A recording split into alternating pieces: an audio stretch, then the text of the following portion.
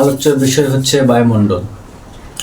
বায়ুমণ্ডল কাকে বলে, বায়ুমণ্ডলের উৎপত্তি কিভাবে হয়, বায়ুমণ্ডলের বিভিন্ন স্তরগুলো আজকে আমরা সেগুলো এক এক করে আলোচনা করব। বায়ুর চাপ কাকে বলে, বায়ুর চাপের তারতম্যের কারণ কি, বা উষ্ণতা কাকে বলে, উষ্ণতা তারতম্যের কারণ কি, বৃষ্টিপাত, আর্দ্রতা এগুলো কাকে বলে, এবং বায়ুর প্রকারভেদ, বায়ু প্রবাহ, বায়ুর চাপ, উচ্চচাপ, নিম্নচাপ, এইগুলো আমরা টোটালি এই বায়ুমণ্ডলে আলোচনা করব। প্রথমে জানা যাক যে বায়ুমণ্ডল কাকে বলে। বায়ুমণ্ডল কাকে বলে, যে পৃথিবী, এই ধরো এটা সূর্য, বুধ, শুক্র এবং পৃথিবী, আমাদের পৃথিবী, এর চারপাশে যে বিভিন্ন ধরনের গ্যাসীয় মিশ্রণ, ধূলিকণা, জলীয় বাষ্প, গ্যাসীয় মিশ্রণ, পৃথিবীর চারপাশে এই ধূলিকণা, জলীয় বাষ্প, গ্যাসীয় মিশ্রণটাকেই বলা হয় বায়ুমণ্ডল। যারা কি করছে, যে পৃথিবীর চারপাশে এই ধূলিকণা, গ্যাসীয় মিশ্রণ, এগুলো পৃথিবীকে পরিবেষ্টন করে রেখেছে, তাকে বলা হয় বায়ুমণ্ডল। আমরা যদি বইয়ের ভাষায় বলি তাহলে বলতে হবে এরকম কি, যে পৃথিবীর চারপাশে বিভিন্ন প্রকার গ্যাস, জলীয় বাষ্প, ধূলিকণা ইত্যাদির আচ্ছাদন পরিলক্ষিত হয়, যা এক কথায় বায়ু নামে পরিচিত। এবং এই বায়ু গতিশীল, প্রসারণ এবং সংকোচনশীল, এই ধরনের বায়ু সমগ্র পৃথিবীকে বেষ্টন করে রাখে। তাহলে এই যে বায়ু, তারপরে তোমার বিভিন্ন ধরনের গ্যাস, তারপরে গ্যাসের মিশ্রণ, ধূলিকণা, জলীয় বাষ্প, এগুলো কি করছে, পৃথিবীকে পরিবেষ্টন করে রেখেছে। এই পরিবেষ্টন করে যে রেখেছে, যে পৃথিবীর পরিবেষ্টন যে আবরণটা, এই যে আবরণটা, পরিবেষ্টিত আবরণটা, সেটাকে বলা হয় বায়ুমণ্ডল।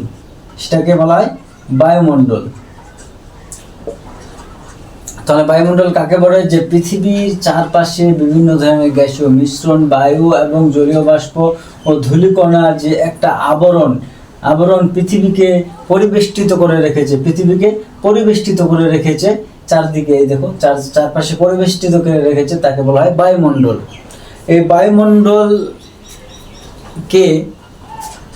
বায়ুমণ্ডল কিভাবে উৎপত্তি লাভ করে বা কিভাবে উৎপত্তি হয়, সেটা আমরা এক একটা স্টেপ করে আলোচনা করব, যে বায়ুমণ্ডলের উৎপত্তি কিভাবে হয়। মনে রাখবে যে পৃথিবী যখন সৃষ্টি হয়েছিল, এটা কি একটা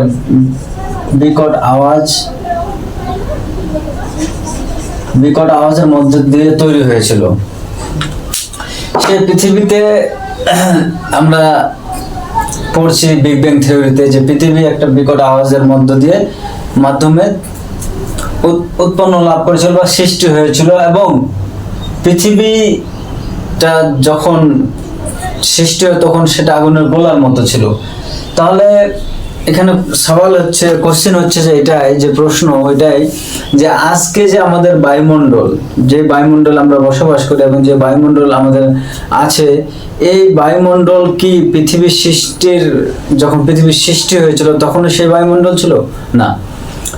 যখন পৃথিবীর সৃষ্টি হয় তখন বায়ুমণ্ডল এর যে পরিণতি বা অবস্থা, সেটা আলাদা ছিল, এবং এখন যে আমরা বায়ুমণ্ডলে আছে, এখনকার বায়ুমণ্ডল আলাদা। এই যে বায়ুমণ্ডল যে ধীরে ধীরে পরিবর্তন হলো, এটা কিভাবে হলো এবং কিভাবে বায়ুমণ্ডলের উৎপত্তি লাভ করলো, সেটা আজকে আমাদের জানার বিষয়। যখন পৃথিবী বিগ ব্যাং থিওরির মাধ্যমে বা একটা বিকট আওয়াজের মাধ্যমে পৃথিবীর সৃষ্টি হলো, তখন কি হয়, যে পৃথিবীর চারপাশে অনেকগুলো গ্যাসের উৎপন্ন হয়েছিল। অনেকগুলো গ্যাস কি করছিল, তার আশেপাশে ঘুরে বেড়াচ্ছিল, বা তারা কোথাও স্থান পাচ্ছিল না। যখন ধীরে ধীরে পৃথিবী সংকুচিত হতে এবং শীতল হতে থাকে, তখন কি করে, সেই গ্যাসীয় আবরণগুলো, যেমন একটা চুম্বক আছে আমাদের, চুম্বকের পাশে যদি আমরা যে কোনো লোহার জিনিস বা পয়সা এরকম করে রাখি, বা এরকম করে কাছে রাখলে কি করে, ক্যাচ করে নেই। চুম্বকটা এর পাশে কিছু থাকে, তাহলে এটা কি করে, লোহা বা পয়সা, হ্যাঁ স্টিলের পয়সাগুলো স্টিলের জিনিস, সেটা তাড়াতাড়ি ক্যাচ করে। যখন পৃথিবী যখন শীতল ও সংকুচিত হতে থাকে, তখন সেগুলো গ্যাসীয় আবরণগুলো কি করে ওতপ্রোতভাবে মানে একে অপরের উপর কি করে পৃথিবীর চারপাশে একটা আবরণের সৃষ্টি করে এবং চিপকে থাকে। পৃথিবীর উপর কি করে সেগুলো চিপকে থাকে, একটা আবরণের সৃষ্টি করে, সেটা হচ্ছে বায়ুমণ্ডল। তখন বায়ুমণ্ডলের সৃষ্টি করে।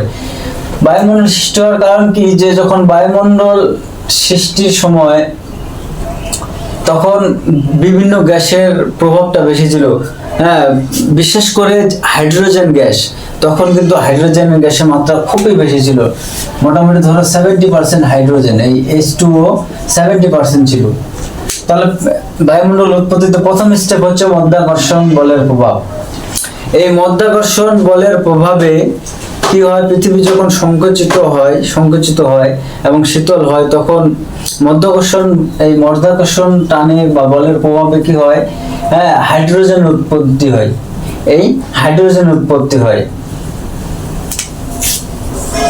হাইড্রোজেন গ্যাসের উৎপত্তি হয়।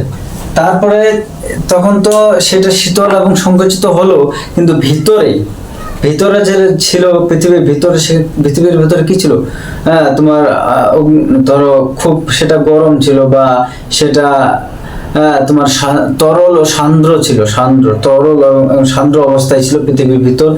তরল এবং সান্দ্র অবস্থা, এই তরল এবং সান্দ্র অবস্থায় যখন ছিল, এটা গরম ছিল, তখন কি হয়, যখন এই গ্যাসগুলোর হাইড্রোজেন গ্যাসের মাত্রাটা বেড়ে যায়, তখন তাপমাত্রাও বেড়ে যায়। এই তাপমাত্রা বেড়ে যাওয়ার কারণে কি হয়, যে অগ্নুৎপাতের সৃষ্টি হয়। সে পৃথিবীর ভিতর থেকে তরল সান্দ্র যে অবস্থা ছিল, সেই অবস্থা থেকে অগ্নুৎপাতের সৃষ্টি হয়। এই অগ্নুৎপাত সৃষ্টি হওয়ার পর কি হয়, সেখান থেকে কার্বন ডাই অক্সাইড এবং জলীয় বাষ্প তৈরি হয়। বিশেষ করে জলীয় বাষ্প যখন সেই সময় যখন অগ্নুৎপাত হয়, যখন পৃথিবী প্রথম দিকে, তখন জলীয় বাষ্পের পরিমাণ খুব বেশি ছিল, মানে 70% জলীয় বাষ্পই ছিল। এই জলীয় বাষ্প কি করলো, যখন জলীয় বাষ্প উপরে ওঠে, মানে তাপের প্রভাবে উপরে ওঠে, কি হয়, জলীয় বাষ্প উপরে যায় কি করলো, মেঘ সৃষ্টি করলো। যখন তাপের ফলে জলীয় বাষ্প উপরে ওঠে, মেঘ সৃষ্টি করলো, মেঘ থেকে আবার বৃষ্টি। যখন বৃষ্টিটা হবে এরকম সময় কি হয়, যে এই যে উষ্ণতা এত বেশি ছিল, যে এই মেঘটা উড়ে চলে যেত, বৃষ্টি আর হতো না। এরকম করতে ধীরে ধরো মিলিয়ন বছর লেগেছে এই বৃষ্টিপাত হতে। তো যখন ধীরে উষ্ণতা কমতে থাকলো এবং মেঘ উপরে জলীয় বাষ্পটা উপরে যেতে থাকলো, জলীয় বাষ্প উপরে গিয়ে মেঘের সৃষ্টি করে, এই মেঘ থেকে বৃষ্টিপাত হয়। তাহলে অগ্নুৎপাতের ফলে কার্বন ডাই অক্সাইড কি হলো, তৈরি হলো, এবং জলীয় বাষ্প তৈরি হলো। এই জলীয় বাষ্প বছরের পর বছর ধরে উষ্ণতা কমতে মেঘের সৃষ্টি করে, মেঘ থেকে বৃষ্টির সৃষ্টি হয়। যখনই বৃষ্টিপাত শুরু হলো, তখনই কি হলো, পৃথিবীতে কি হলো, বিভিন্ন মহাসাগরের সৃষ্টি হলো। তাহলে মাধ্যাকর্ষণ টানের ফলে হাইড্রোজেন গ্যাসের সৃষ্টি হলো। আর পৃথিবীর যেহেতু ভেতরটা তরল সান্দ্র ছিল, তার জন্য কি হলো, উষ্ণতা বেড়ে যাওয়ার ফলে অগ্নুৎপাত সৃষ্টি হলো। অগ্নুৎপাতে কার্বন ডাই অক্সাইড এবং জলীয় বাষ্প তৈরি হলো। এই জলীয় বাষ্পতে ধীরে অনেক বছর পর বৃষ্টিপাত সৃষ্টি হয়। বৃষ্টিপাত হওয়ার পর সাগর এবং মহাসাগরের সৃষ্টি হয়। এই যে মহাসাগর সৃষ্টি হলো, যেহেতু হাইড্রোজেন হচ্ছে তোমার খুবই হালকা, তো এই মহাসাগর সৃষ্টি হওয়ার কারণে হাইড্রোজেন ধীরে কি হয়, বিলুপ্ত হতে থাকে, মানে উড়ে যেতে থাকে। হাইড্রোজেন ধীরে উড়ে যেতে থাকে। এই যে কার্বন ডাই অক্সাইডটা এখানে অগ্নুৎপাতে যে কার্বন ডাই অক্সাইডটা তৈরি হয়েছিল, সেটা কি হয়, ধীরে যখন বৃষ্টিপাত হওয়ার কারণে কি হয়, এরকম ধরনের শিলাস্তর গঠিত হয়। পৃথিবীতে শিলাস্তর গঠিত হয়। এই শিলাস্তর গঠিত হওয়ার কারণে এই কার্বন ডাই অক্সাইডটা এই শিলার মধ্যে আবদ্ধ হতে থাকে। কি করে, এই শিলার মধ্যে আবদ্ধ থাকে। এই কার্বন ডাই অক্সাইডটা কিন্তু মুক্ত অবস্থা ছিল, মানে পুরো কার্বন ডাই অক্সাইডটা গ্যাসীয় অবস্থায় ছিল, তখন ধীরে ধীরে সেটা পরিবর্তিত হয়ে কি হলো, মানে শিলা এবং চুনা পাথরের মধ্যে আবদ্ধ হতে থাকলো। এই যে তোমার বৃষ্টির ফলে তোমার হাইড্রোজেনের চলে যাওয়া, তারপরে তোমার কার্বন ডাই অক্সাইড আবদ্ধ হওয়া, এগুলো কি ধীরে ধীরে প্রসেসের মাধ্যমে হলো। তারপর এই যে অক্সিজেন উৎপন্ন হলে, এই অক্সিজেন উৎপন্ন দুটো প্রসেস হয়, মেইনলি দুটো প্রসেস হয়। কি করছো এগুলো? কে হলো ভাই? আর তোমাদের জন্য আমি এত খাটনি করছি, তোমরা এরকম করলে হবে? শেয়ার করো, যারা চ্যানেলে নতুন আসছো তারা চ্যানেলটাকে সাবস্ক্রাইব করো, লাইক করো এবং শেয়ার করো, যাতে তোমরা যারা দেখছো তারা তো দেখবেই, যাতে আরো অন্যান্য স্টুডেন্টদের কাছে, ছেলে মেয়েদের কাছে যায়, পৌঁছাতে পারে এবং তারাও কিছু জানতে পারে, শিখতে পারে, সেটার জন্যই। ফটাফট শেয়ার করো।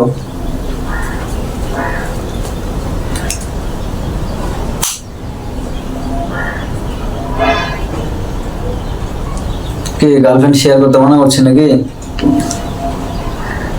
সব বয়সের দোষ, তাই না? বয়সটাই এরকম। মাধ্যমিকে আছো এখন, মাধ্যমিক দিলে কিছুদিন পর এই ছেলে মেয়ে চক্করে থেকো না, কারণ এই সময়টা তোমাদের হচ্ছে একটা মানে গুরুত্বপূর্ণ সময়। এই সময়টা তোমাদের ডিসাইড করবে যে তোমরা তোমাদের লাইফটা কোথায় যাবে। গার্লফ্রেন্ড বয়ফ্রেন্ড তো অনেক পাবে, কথায় আছে না, পয়সা হো তো সব হতা হ্যায়। যদি পকেটে টাকা থাকে আর মেয়ে সুন্দরী হয় তো সালমান খানের বয়সে কাফি প্রেম করার জন্য। কারণ সালমান খান যদি চায় কতগুলো, তো শেয়ার করো। বাবু এই উমর ऐसा है, সব হরমোনের দোষ, কিন্তু কন্ট্রোল করতে হবে, বলে লাভ নেই, সবার এরকম হয়। এখন যদি তোমরা তোমাদের লাইফকে কন্ট্রোল করতে না পারো, নিজেদেরকে কন্ট্রোল করতে না পারো, তো সামনে কি করবে? তোমাদের বাবা মা এত কষ্ট করে পড়াচ্ছে, তোমাদের বই খাতা কলম সবকিছু কিনে দিচ্ছে, অনেক কিছুই দিচ্ছে, যেটা চাচ্ছ সেটাই পাচ্ছ। তো গার্লফ্রেন্ড বয়ফ্রেন্ড চক্করে নিজের জিন্দগিকে বরবাদ করো না। জীবনটা অনেক দামি জিনিস, এটা জীবনে একবারই মেলে। আজকালকার ছেলে মেয়েগুলো তো তোমরা কি হাওয়ায় নাকি? তাহলে তো তোমাদের স্ট্র্যাটোস্ফিয়ারে থাকা উচিত, এরোপ্লেন যায় স্ট্র্যাটোস্ফিয়ার দিয়ে। তাহলে কথা ছিলাম যে কার্বন ডাই অক্সাইড, অক্সিজেন কিভাবে উৎপন্ন হলো? এর আগে কি হয়, আলোক বিক্রিয়া, যেটা ফটোসিনথেসিস বলা হয়, সে আলোক বিক্রিয়ায় যখন এই তোমার জলীয় বাষ্প থেকে কি হয় যে হাইড্রোজেন এবং অক্সিজেন উৎপন্ন হয়। এই হাইড্রোজেন হালকা হওয়ার জন্য উপরে উঠে যায় এবং অক্সিজেনটা এটা আণবিক অক্সিজেনে থাকে, সম্পূর্ণ মানে মুক্ত অক্সিজেনে থাকে না। কিন্তু অনেকে বৈজ্ঞানিক বলছেন যে এই অক্সিজেন উৎপন্ন হওয়ার আগে কিছু প্রোফিলযুক্ত উদ্ভিদ মানে ব্যাকটেরিয়া, প্রোফিলযুক্ত ব্যাকটেরিয়া বা উদ্ভিদের ব্যাকটেরিয়ার উৎপন্ন হয়, যেগুলো ওই তোমার ফটোসিনথেসিস প্রক্রিয়ায় মুক্ত অক্সিজেন উৎপন্ন করে। তাহলে এখান থেকে কার্বন ডাই অক্সাইডটা কিভাবে আবদ্ধ হলো সেটা বুঝলে, এই অক্সিজেন মেন এখন আমাদের বায়ুমণ্ডলে কি যেটা গুরুত্বপূর্ণ একটা গ্যাস, সেটা হচ্ছে অক্সিজেন। অক্সিজেনের জন্য আমরা কি বেঁচে আছি, চলাচল করতে পারছি। এই অক্সিজেন আসার ফলে পৃথিবীতে কি হয়, উদ্ভিদ প্রাণীর জন্ম হয়। এর আগে কিন্তু ছিল না। যখনই সম্পূর্ণরূপে এবং মুক্ত অবস্থায় যখন অক্সিজেনটা আসলো, তারপরে উদ্ভিদ এবং প্রাণীর তৈরি হলো। তাহলে এই যে বায়ুমণ্ডলটা গঠিত হলো, এটা কিন্তু একদিনে হয়নি। আজকে যে আমাদের বায়ুমণ্ডলটা আছে সেটা কি একদিনে হয়েছে? একদিনে হয়নি, অনেক বছর, মিলিয়ন বছরের প্রসেসের ফলেই এই আমাদের বায়ুমণ্ডল এখন তৈরি হয়েছে। তাহলে বায়ুমণ্ডলের উৎপত্তি কিভাবে হলো? মাধ্যাকর্ষণ বলের প্রভাব, তার ফলে কি হাইড্রোজেন হলো, হাইড্রোজেন উৎপন্ন হলো, তো উত্তাপটা বেড়ে গেল, বাড়ার ফলে কি হয় জলীয় বাষ্প এবং অগ্নুৎপাত হলো, অগ্নুৎপাতের ফলে কার্বন ডাই অক্সাইড এবং জলীয় বাষ্প তৈরি হলো। এই জলীয় বাষ্প ধীরে ধীরে এই ধীরে ধীরে মানে হচ্ছে অনেক মিলিয়ন মিলিয়ন বছর লেগে গেছে এই জলীয় বাষ্পটাকে মেঘে তৈরি হতে, তারপরে বৃষ্টিপাত হতে। যখন বৃষ্টিপাত শুরু হলো, তো বৃষ্টিপাত হওয়ার ফলে কি বৃষ্টিগুলো নিচেই পড়বে, নিচে পড়লে কি সাগর মহাসাগরে তৈরি হলো। যেহেতু এখানে আলোক বিক্রিয়ায় তোমার হাইড্রোজেন এবং অক্সিজেন উৎপন্ন হলো, এই হাইড্রোজেন যে উৎপন্ন হয়েছিল, এই হাইড্রোজেনটা কি হলো হালকা হওয়ার জন্য উপরে চলে যায়, কার্বন ডাই অক্সাইডটা বিভিন্ন শিলা স্তর এবং চুনা পাথরে, যেহেতু বৃষ্টিপাত হয়েছিল তো পৃথিবীর মধ্যে বিভিন্ন শিলা স্তরের সৃষ্টি হয়েছিল বা গঠন হয়েছিল, সেইগুলোর মধ্যে কার্বন ডাই অক্সাইড কি হয় আবদ্ধ হয়। এই অক্সিজেন এই যে প্রসেসগুলো হওয়ার আগে এর মধ্যেই মাঝখানেই বলছে যে ক্লোরোফিল যুক্ত কিছু ব্যাকটেরিয়া উৎপন্ন হয়েছিল, যেগুলো সালোক সংশ্লেষ পদ্ধতিতে মুক্ত অক্সিজেন উৎপন্ন করে। তাহলে এই মুক্ত অক্সিজেন উৎপন্ন করার পরে আমাদের পৃথিবীতে বিভিন্ন ধরনের উদ্ভিদ এবং প্রাণীর জন্ম হয়। এইগুলোর জন্ম হওয়ার পরে আমাদের যে বায়ুমণ্ডলটা আছে সেটা স্ট্রাকচারটা গঠন হয়। ক্লিয়ার? তার উপরে ভাগ করা হয়। একটা তোমাদের হচ্ছে স্থানীয় গ্যাস বা যেটাকে বলা হয় গ্যাসীয় উপাদান। তোমাদের বইয়ের অনুসারে যে হিসাব তোমাদের বইয়ে যেটা আছে সেটা হলো কি যে বায়ুমণ্ডল উপাদানকে তিনটি ভাগে ভাগ করে, একটা হচ্ছে গ্যাসীয় উপাদান, একটা হলো জলীয় বাষ্প, আর একটা হচ্ছে ধূলিকণা। এই গ্যাসীয় উপাদান এটাকে স্থায়ী গ্যাস বলে, যেগুলো বলা হয় গ্যাসীয় উপাদান। এই গ্যাসীয় উপাদানগুলোর মধ্যে আছে তোমার nitrogen, oxygen, argon, carbon die oxide, নিয়ন এবং হিলিয়াম। সব থেকে যেটা বায়ুমণ্ডলে গ্যাসীয় উপাদানের মধ্যে যেটা সব থেকে বেশি, যার পার্সেন্টেজ এবং সব থেকে বেশি মাত্রায় আছে সেটা হলো নাইট্রোজেন, 78.08%। তারপরে তোমাদের আছে অক্সিজেন। অক্সিজেন কতটা? 20.88%, বা এটাকে তোমাদের 21% বলা হয় বা ধরা হয়। তারপর তোমাদের হলো আর্গন। আর্গনটা আছে তোমাদের 0.93%। তারপর তোমার কার্বন ডাই অক্সাইড আছে 0.033%। নিয়ন আছে 0.00183%। তারপর তোমাদের আছে হিলিয়াম, যেটা বলে 0.00053%। তো এটা হলো তোমাদের গ্যাসীয় উপাদান। এই বায়ুমণ্ডলে এই গ্যাসগুলো এই মাত্রায় আছে। নাইট্রোজেনটা আছে 78%, অক্সিজেন আছে 20%, আর্গন আছে 0.93%। তো এগুলোর মধ্যে যেটা আমাদের ইম্পর্টেন্ট গ্যাস সেটা হচ্ছে নাইট্রোজেন। এই নাইট্রোজেনের জন্যই কি হয় যে উদ্ভিদরা খাদ্য তৈরি করতে পারে, এবং হাওয়ায় যে নাইট্রোজেনটা ভেসে বেড়ায় সেই মুক্ত নাইট্রোজেনটাকে ক্যাচ করে সার তৈরি করে। তারপর অক্সিজেন তো আমরা জানি যে অক্সিজেনের জন্য কি হয় জ্বালানি কাজে লাগে, জ্বালানিতে অক্সিজেন ছাড়া কাজ হয় না। আমাদের বেঁচে থাকার জন্য অক্সিজেনের দরকার। তো এরকম কয়েকটা ইম্পর্টেন্ট আছে যেগুলো তোমরা পড়ে নিও, বিশেষ এখানে অত ইম্পর্টেন্ট নেই। তবে গ্যাসীয় উপাদান এগুলো হলো। তারপরে তোমাদের আছে জলীয় বাষ্প বা উচ্চ মাত্রায় পরিবর্তিত গ্যাস। যখন তোমরা বড় ক্লাসে যাবে তো এই ডিটেলসটা পাবে যে উচ্চ মাত্রায় পরিবর্তিত গ্যাস। এই গ্যাসগুলোর মধ্যে আছে জলীয় বাষ্প, আছে O3 ওজোন, আছে SO2। আর অপরিবর্তিত গ্যাস যেটাকে ধূলিকণা মেইনলি যেটা ভাগ উপাদান অনুসারে গ্যাসীয় উপাদান, জলীয় বাষ্প আর ধূলিকণা। এই ধূলিকণা অপরিবর্তিত গ্যাসের মধ্যে আছে হিলিয়াম, নিয়ন, কার্বন ডাই অক্সাইড, যেগুলো পরিবর্তিত হয় না, এবং ধূলিকণা। এই জলীয় বাষ্প বায়ুমণ্ডলের মধ্যে নেক্সট যেটা তোমাদের বিষয় সেটা হচ্ছে জলীয় বাষ্প। এই জলীয় বাষ্পটা কিন্তু খুবই গুরুত্বপূর্ণ একটা উপাদান বায়ুমণ্ডলের। এই জলীয় বাষ্পের জন্য কি হয় মেঘের সৃষ্টি হয়। মেঘের সৃষ্টি হওয়ার কারণে কি এই জলীয় বাষ্পের জন্য ঝড় ঝঞ্ঝা বৃষ্টি এগুলো সৃষ্টি হয়। এর কয়েকটা ইম্পর্টেন্ট তোমাদের আছে অনেক। তাহলে জলীয় বাষ্পটা কি আগে জানতে হবে। জলীয় বাষ্প কি? জলীয় বাষ্পটা হলো জলের যে গ্যাসীয় অবস্থা, জলের যেটা গ্যাসীয় অবস্থা সেটাকে বলা হয় জলীয় বাষ্প। এই জলীয় বাষ্পর জন্যই মেঘের সৃষ্টি হয়, আর মেঘের ফলে বৃষ্টির সৃষ্টি হয়।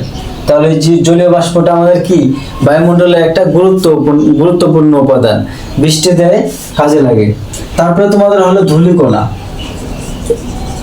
এই ধূলিকণা আছেই বলে মেঘের সৃষ্টি হয়, আর মেঘ সৃষ্টি হওয়ার ফলে বৃষ্টিপাত হয়। এই ধূলিকণা উৎপন্ন কি হয়? কলকারখানার ছাই, কলকারখানার ধোঁয়া, তারপর তোমার বিভিন্ন জ্বালানির ছাই, ধোঁয়া, এইগুলো থেকেই কি হয়? ধূলিকণা উৎপন্ন হয়। এই ধূলিকণাগুলো বায়ুমণ্ডলের তোমার 1 থেকে 5 কিলোমিটার, এই 1 থেকে 5 কিলোমিটারের মধ্যে ধূলিকণাগুলো কি এই ধূলিকণাগুলো থাকে। আর এই 1 থেকে 5 কিলোমিটারে জলীয় বাষ্পের পরিমাণ হচ্ছে 1.4%। এই জলীয় বাষ্পগুলো ধূলিকণার সাথে মিলিত হয়ে কি হয়? এই মেঘের সৃষ্টি করে।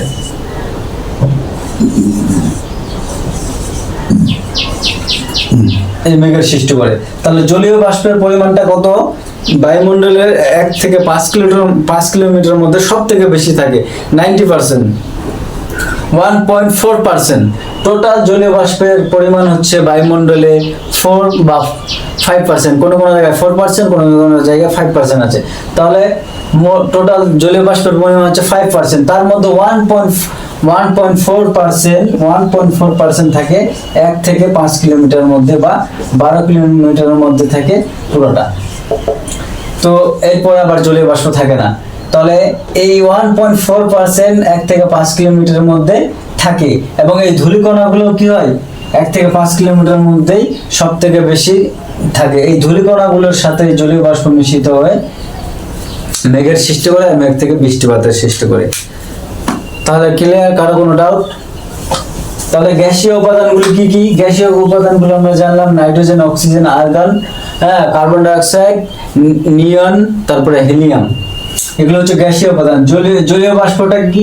যে জলের গ্যাসীয় অবস্থাটাকে বলা হয় জলীয় বাষ্প, এবং বায়ুমণ্ডলে 1 থেকে 5 কিলোমিটারের মধ্যে জলীয় বাষ্পের পরিমাণ সব থেকে বেশি, 1.4%।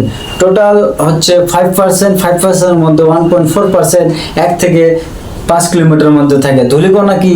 ধূলিকণাগুলো হলো যে বিভিন্ন ধরনের কলকারখানা, তারপরে বিভিন্ন ধরনের অগ্নুৎপাত, এগুলো থেকে, এবং যে ছাইগুলো থাকে বা ছাই থেকে, এই ছাইয়ের কণাগুলো বায়ুমণ্ডলের 1 থেকে 5 কিলোমিটারের মধ্যে ভেসে বেড়ায়। এগুলো কি করে? 1 থেকে 5 কিলোমিটারের মধ্যে ভেসে বেড়ায়। এই ধূলিকণা এবং জলীয় বাষ্প মিলিত হয়ে জলকণা বা মেঘের সৃষ্টি করে, আর মেঘ থেকে বৃষ্টিপাতের সৃষ্টি হয়। তাহলে বায়ুমণ্ডল উপাদান হলো। এর পরের দিন আমরা যেটা আলোচনা করব সেটা হচ্ছে বায়ুমণ্ডলের স্তর। যে বায়ুমণ্ডলকে কয়টি স্তরে বিভক্ত করা হয়, উপাদানের ভিত্তিতে এবং উষ্ণতার ভিত্তিতে কয়টি ভাগে ভাগ করা হয়, সেটা